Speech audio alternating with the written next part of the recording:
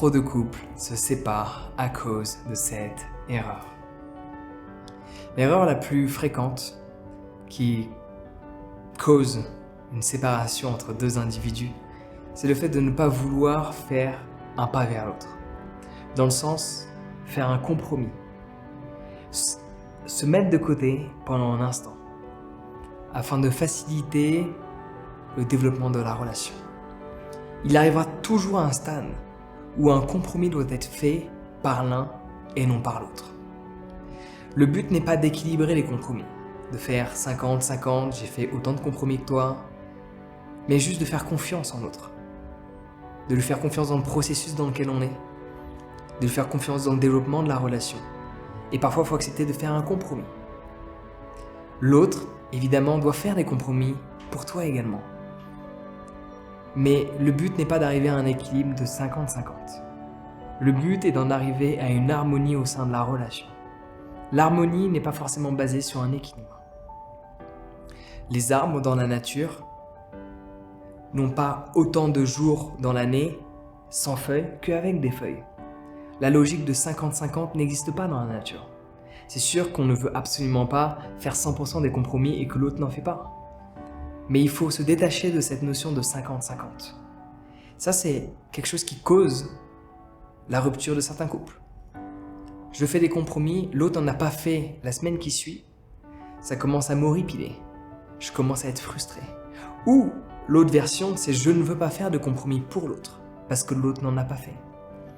Sauf que quand on pense à une relation, il faut faire parfois un pas vers l'autre. Parfois, l'autre est grognon, grochon, je sais plus comment on dit, grognon je crois.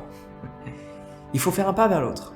Peut-être nous ne sommes pas responsables de la situation dans laquelle on se trouve, mais faire un pas vers l'autre montre que la relation nous impacte.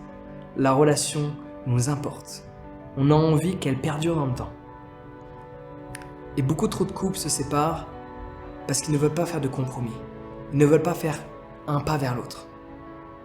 Et généralement, les gens qui ne veulent pas faire de compromis de par leur partenaire finissent presque seuls. Généralement, les gens qui veulent faire zéro compromis au sein d'une relation finissent avec un chien ou un chat. Parfois 2 chats. Une relation nécessite un compromis. Un compromis de lieu de vie, un compromis de choix de décoration, un compromis d'horaire pour aller dormir, un compromis d'horaire pour se lever, un compromis de manière de consommer. Il y aura toujours des compromis à avoir. Parce qu'on ne sera jamais d'accord sur 100% des sujets de la vie. Et parfois, il faut accepter de faire un compromis, de faire un pas vers l'autre. D'accepter que cette fois-ci, ce n'est pas nous qui décidons. D'accepter que notre envie, peut-être aujourd'hui, on la met de côté. Il ne faut pas chercher 50-50. Il faut chercher l'harmonie. D'avoir le sentiment que les compromis que l'on fait ne sont pas une obligation et ne sont pas vus négativement par rapport à ce que l'on pense. Ce sont des compromis qui font partie de la vie. Ce ne sont pas des gros compromis. Alors il peut y avoir des gros compromis, il faut juste les mesurer et se dire est-ce que je suis prêt à faire un compromis de telle ampleur pour faire perdurer la relation avec cette personne. Si la réponse est oui, alléluia, le compromis reste positif. C'est comme un sacrifice. Un sacrifice est loin d'être négatif. De par cette culture religieuse du sacrifice, on en a vu quelque chose de négatif. On sacrifie tous des choses en chaque instant. Tous les jours, tu fais le sacrifice. Des gens te diront non, c'est pas un sacrifice, c'est un choix. Tout choix est un sacrifice. Parce qu'un choix, c'est l'élimination d'une option, l'élimination d'une expérience. Et automatiquement, pour vivre une expérience, on en sacrifie une autre. Quand tu dis oui à quelque chose, tu sacrifies ce que tu aurais pu vivre ailleurs. Quand tu dis oui à quelqu'un, tu supprimes une expérience de vie avec une autre personne. Quand tu dis non à quelqu'un, tu supprimes une expérience de vie que tu aurais pu vivre avec cette personne-là. La notion de sacrifice n'est pas négative en soi, tout dépend de comment tu la perçois. C'est comme le compromis. Le compromis n'est pas négatif en soi, parce que le compromis te permet d'obtenir quelque chose que tu souhaites. Si le compromis que tu mets en place te permet de faire perdurer cette relation, que cette relation se passe mieux de par peut-être un compromis dans le lieu de vie, ou peut-être un compromis dans l'heure du sommeil, peut-être un compromis dans le choix de consommer, peut-être un compromis dans la décoration du lieu de vie commun, ou quel que soit le compromis. À partir du moment donné où celui-ci t'apporte quelque chose et que tu considères que le résultat de ce compromis est supérieur d'une manière positive et beaucoup plus positif que le compromis lui-même, tout le monde est gagnant. Qu'est-ce que le compromis t'apporte? Elle est là la question. Et beaucoup trop de couples se séparent parce qu'ils ne veulent pas faire de compromis envers l'autre. Ou qu'ils cherchent à faire en sorte que le compromis soit 50-50.